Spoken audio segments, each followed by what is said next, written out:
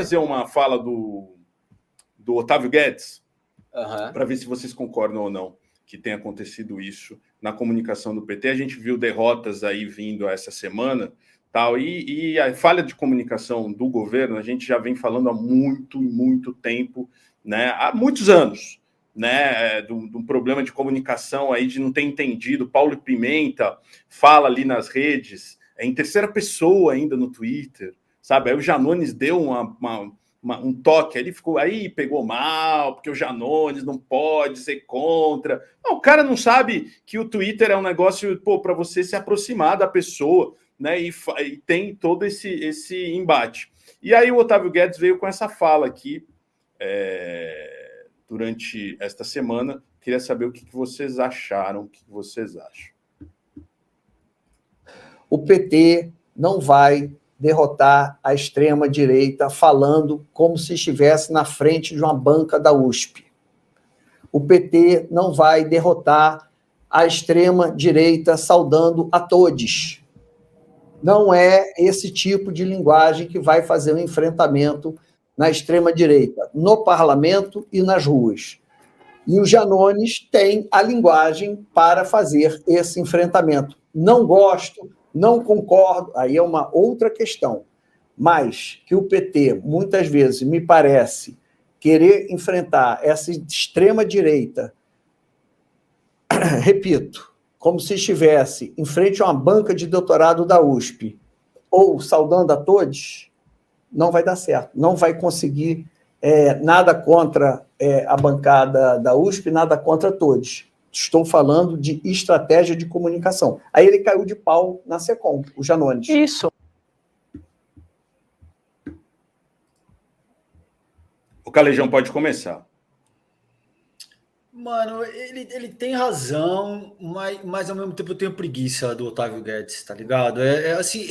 Isso aí é óbvio, mano. O que ele acabou de dizer, ele apresenta algo que é relativamente óbvio, que a gente já sabe faz 300 anos, e o cara fala na Globo News como se ele fosse assim, um grande intelectual que está fazendo uma contribuição fundamental. Tudo bem, Otávio, todo mundo já sabe isso aí. O próprio papo do Janones já está batido, todo mundo já sabe da importância de se comunicar de uma forma mais direta, mais objetiva, via rede social. Agora, o problema, a meu ver, não é só de comunicação. Você tem um problema político muito sério. Você tem que lidar com um Congresso Nacional que é possivelmente o mais reaça da nossa história, mano. Você tem ruralista, você tem na Câmara ali, deve ser algo entre 240, 250, possivelmente até mais, dependendo da pauta, que votam alinhados com o agronegócio. Você deve ter outros 200 que votam alinhado com a bancada a evangélica. Então, assim, a gente tem bancada ruralista, bancada evangélica, partido militar, bancada da bala. A questão é muito mais profunda do que meramente a seara da comunicação. Tudo isso é verdade, para todos os efeitos, tá? Não estou dizendo que o que ele disse aí não faz sentido. Mas me parece uma abordagem que, ok, todo mundo já cansou de saber. Isso é fato. É fato. E não tem muito como pedir para o Lula que ele tenha a mesma a compreensão da dinâmica de funcionamento da rede social que tem o Janones. Tem, cara. Lula é um cara que nasceu em 1945, analógico pra caraca, a forma como ele funciona. Não dá para exigir tudo de uma única pessoa. Agora, é verdade, o PT precisa prestar atenção nessas coisas. Mas aí não seria chegar alguém do lado do Lula e falar, cara, tá errado isso aí, não vai dar certo, a gente vai se fuder daqui 4 anos e corrigir a coisa ali na base. Você tem assessores, você tem a SECOM tá sendo comandado por um cara completamente analógico também. Sim, né? Sim, aí verdade. É um erro. Sim, é verdade. É verdade que dá um erro, por exemplo, na mão de um partido que não é ali do núcleo ideológico, sobretudo do governo, também é um erro. Então, tudo isso, é isso que eu estou te dizendo, faz sentido. Mas, primeiro, não é nenhuma grande novidade, é uma crítica que já foi feita exaustivamente. Eles sabem, é um problema que não é tão simples também de se adaptar, porque você requer algum tempo, a gente está no 5º mês de governo. Eu acho que avanços importantes já foram feitos, mas o cerne desse debate, a meu ver, mano, a questão não é só de comunicação, é uma questão política. É uma questão política muito mais ampla que o Partido dos Trabalhadores e o Lula têm que lidar com o Congresso Nacional, que são extremamente reacionários, e não tem um histórico, por exemplo, no que diz respeito ao esvaziamento das pastas da Marina e da Sônia. O PT também não tem histórico de se dedicar ao meio ambiente. Isso também precisa ser dito. E críticas precisam ser feitas onde as críticas são pertinentes. Entendeu? Então, assim, cara, eu acho que a questão é muito mais profunda e remete à dimensão política. E é óbvio que também existem questões na seara da comunicação que precisam ser endereçadas. Não está errado o que o Otávio Guedes está falando. A minha crítica é que ele apresenta algo como se fosse assim: olha, descobri qual é o problema. E tudo bem, a gente já está falando isso desde 2018, entendeu? Que isso era um problema para a esquerda. Não parece que seja nada novo, e também é algo que eu sinto que a esquerda não consegue resolver de uma única vez. Acho que o Janones está fazendo o possível. O Lula atendeu o Janones esses dias. Vocês viram a postagem que o Janones fez dando a mão para o Lula. Mas é um processo, mano, e a questão é muito mais profunda do que simplesmente a seara da comunicação. Tem um embate político que é duríssimo, mano, nesse momento para o campo progressista. Eu concordo com o César. Eu acho até mesmo a crítica do Otávio Guedes um pouco preguiçosa e batida a essa altura do campeonato. Porque essa história, principalmente de linguagem neutra aí, é uma grande falácia, é um espantalho. Quem na rua ouve algum eleitor do PT se comunicar com linguagem neutra? Que ministro usa linguagem neutra? Que deputado costuma se dirigir a qualquer pessoa com linguagem neutra? Esse é um espantalho. Um grande espantalho de tuiteiro, inclusive, de rede social. Não é algo que se coloca na prática. Então, a gente não precisa entrar na área de criticar espantalhos, de coisas que não existem. Não é nenhuma crítica à linguagem neutra. Só estou dizendo que nem é usual. Ela não é usual. Galera, o que não existe na vida real, eu deixo elencado na minha lista de prioridades lá atrás, cara. Me desculpem, tá? Então isso daí não seria uma crítica que eu faria ao PT, de forma alguma. A parte da comunicação é algo que é criticável? Sim, óbvio que é. Mas é isso que atrapalha o governo? Eu acredito que não. Se a comunicação do PT fosse tão falha assim, nem mesmo teria eleito uma bancada tão grande, nem teria eleito Lula e muito menos teria uma aprovação como a que tem hoje, tá? É porque nós vivemos muito imersos nas redes sociais e acreditamos que aquela comunicação, porque nós somos comunicadores, assim como o Otávio Guedes, nós percebemos os erros, percebemos as cagadinhas, percebemos que pode ser melhor. E eu não acho também, vou ser bem sincero, que é o Janones que conhece o caminho das pedras para resolver a comunicação do PT. Nem a institucional, nem aquela mais memetizável, não acredito que seja. Não acredito. E o que é o grande problema para mim, assim como o nosso camarada Calejão falou, é político. Você tem o Arthur Lira querendo instituir um parlamentarismo à força. Daqui a pouco, o que vai acontecer aqui no Brasil? Vai acontecer mais ou menos o que está acontecendo lá no Chile. O Lula abre mão do governo para salvar o mandato. É o que o Arthur Lira quer fazer. Ele quer instalar dentro de um governo social-democrata ou social-liberal, seja lá como vocês chamam, um governo do Lula, um governo de conciliação. Eles querem instituir o bolsonarismo, parte 2, da maneira que der, por meio de MP, por meio do que for. Esse esvaziamento do Ministério do Meio Ambiente e dos povos indígenas é uma das tentativas. A gente, desde 2016, está passando por um golpismo estruturado e arquitetado com apoio da sociedade civil. E aí a galera acredita mesmo que o grande problema é linguagem neutra, que o grande problema é a comunicação do Janones, é a comunicação de sei lá quem for, mano. Não sei nem quem tá tocando isso aí, além do Paulo Pimenta. Mas não é mesmo, cara. Não é mesmo. A gente viu a nova medida aí, né, de baixar tributos para carro popular. Isso é uma tentativa. Isso daí não quer, de forma alguma, atingir o mais pobre. Não quer. Não quer atingir nem a classe média. Qual que é a tentativa do Lula com isso? É uma tentativa de reconciliação com o que sobra do setor produtivo industrial desse país, tá? que é mesmo as indústrias automobilísticas, que estão operando aí com 50% do pessoal dentro das fábricas, estão com os pátios cheios, só que é uma cadeia enorme, é uma cadeia de gente que produz peça, é uma cadeia de empresas de engenharia, né, automotiva, é uma cadeia que engloba várias áreas da nossa economia e que está combalida. Você vai aí no ABC, aqui em São Paulo, tem um monte de galpão ali, que antigamente era galpão de empresa, de metalurgia, está abandonado e virou igreja. Se não está abandonado, virou igreja. É as tentativas que o PT faz de reconciliação com uma classe empresarial que é golpista, que é fascista e que é reacionária. E não tem nada a ver com você falar todes ou não. Isso aí é papinho de Olavete até, na real. Isso é papinho de Olavete. Então o jogo é duríssimo. O jogo é duríssimo nesses 4 anos aí. Um jogo duríssimo que vai colocar em rota de colisão várias pastas do governo. Veja bem, essa questão de você tirar ali, né, diminuir a carga de impostos da indústria automobilística. Isso aí já é um jabuti que está sendo colocado na reforma tributária antes dela existir. Então, a medida que o Alckmin toma já afeta o que o Haddad pretende para o Brasil daqui a alguns meses.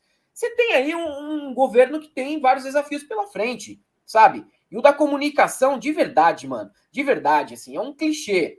É um clichê que faz sentido para mim, pro César, pro Beze, pro Otávio Guedes, porque a gente entende um pouquinho do riscado, mano. Mas não é o grande problema do governo. Me desculpe, não é o grande problema. É um problema, mas não é o grande problema. César, e aí você diz, claro, e a gente vê que o maior inimigo do Brasil hoje em dia é o Arthur Lira. Mas o próprio PT apoiou a reeleição do Lira, né? Apoiou, mas por uma força de pragmatismo. Apoiou porque, felizmente ou infelizmente, a gente está numa democracia liberal, burguesa, formal e presidencialista ainda, né? Passa muito por isso que o Helder falou, a depender desses setores mais fisiológicos e do Lira, não por muito tempo. Essa galera quer um semipresidencialismo, um parlamentarismo, e o Lira vem se comportando desde o governo Bolsonaro como um primeiro-ministro. O fato é esse. Então, qual que é a parada aqui, Beze? A gente vem de um processo no qual houve uma presidenta eleita por 54 milhões de pessoas que quis enfrentar. Um senhor que se chamava Eduardo Cunha. E ela disse, não. Vai se fuder pra lá e eu vou meter marcha nessa parada, basicamente.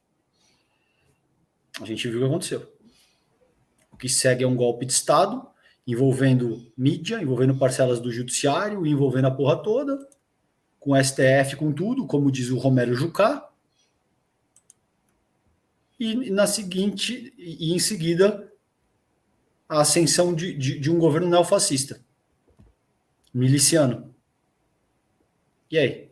Vamos repetir isso aí?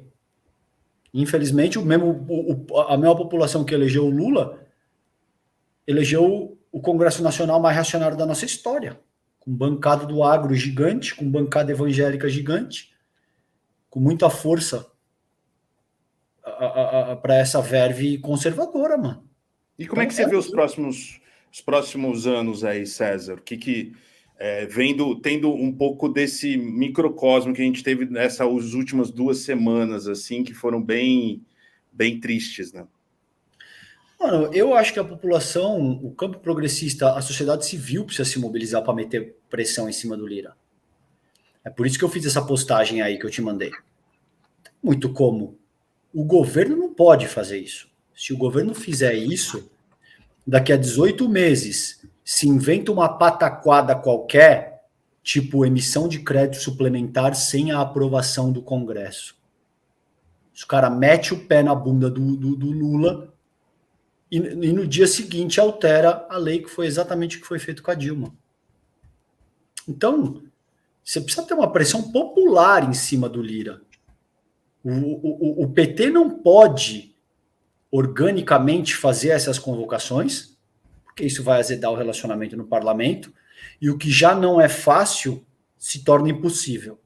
E o Lula cai. Eu estou convencido que o Lula cai. Veja, tem muita gente, cara, e isso me deixa meio puto, na real. O Lula se elegeu em 2002. Ele participa da política institucional brasileira desde a década de 60, mano. Ele foi presidente 2 vezes, elegeu a Dilma 2 vezes, e é o cara de longe mais denso que conhece cada pessoa. Sabe, assim como o Bezzi e o Maldonado conhecem todo mundo do nosso métier aqui progressista na rede social, é a mesma coisa. Você vai falar, ô Bezzi, quem que é o cara que faz o ICL? Você sabe o nome, você tem o contato.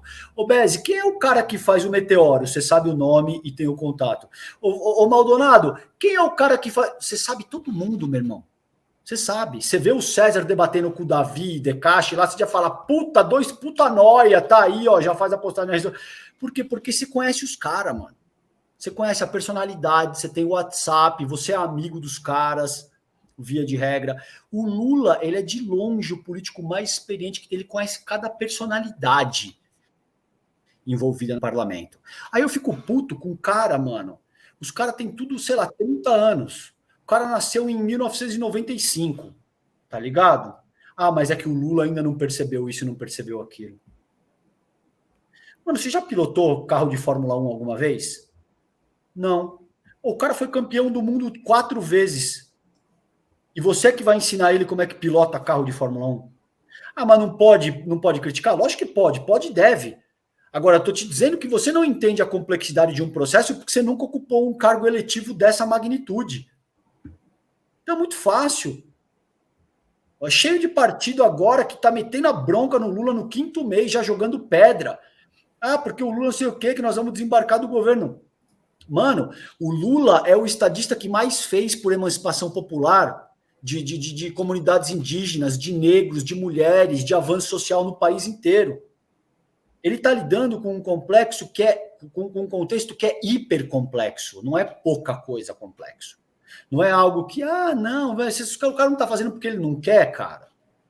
A questão não é essa, a questão é que, infelizmente, elegeu-se um Congresso extremamente reacionário, cheio de complexidade, cheio de coisas que você tem que atender e tal. Ah, mas o PT, então, não tem problema? Seguramente também tem. Essas coisas se somam. É óbvio que o PT tem uma série de deficiências, de fragilidades e que tudo isso tem que ser criticado. Agora, fazer essa crítica de que o Lula ou é ingênuo e não percebeu o que está acontecendo, ou ele está se comportando de forma deliberadamente reacionária à direita, me parece que é o caso. O que vai acontecer ao longo dos próximos anos depende desse equilíbrio de forças. Depende de como é que o Lula vai entrar agora na articulação. Ele tinha deixado isso para o Padilha e para o Rui Costa, que não estavam dando conta. A meu ver, que não são José Dirceu. Vamos falar real aqui. Que você pode não gostar do Dirceu, mas que era um baita articulador. Sim. Tá? Enquanto chefe da Casa Civil. Eu tenho altas críticas ao Dirceu, mas é indiscutível que ele era um baita cara nesse sentido. Entendeu? Agora, também não é o Lula. Não tem outra figura política no país, não importa quem você cite, que tenha a mesma capacidade de persuasão, de articulação, de trânsito no Congresso Nacional, como o Lula tem. O problema é que ele está com 78 anos, mano. E a gente não tem nenhum sucessor para os próximos anos, para 2026 e tal. Por hora, o Lula vai entrar na parada, a meu ver, e vai conseguir talvez, é isso que eu acho, tá? Não estou dizendo que necessariamente é o que acontece. Eu acho que o Lula tem habilidade suficiente para resolver a questão por hora, ele vai acalmar a questão da Marina, da Sônia, vai conseguir... Já deu uma acalmada, né? Já está acalmando. Já deu uma acalmada, vai dar umas canetadas aqui e ali, onde ele achar que é o caso para resolver via decreto, e boa. Mas a questão é que não tem um processo de renovação na política institucional brasileira, aí fica todo mundo querendo puxar a sardinha para o seu próprio lado. Uhum. Entendeu?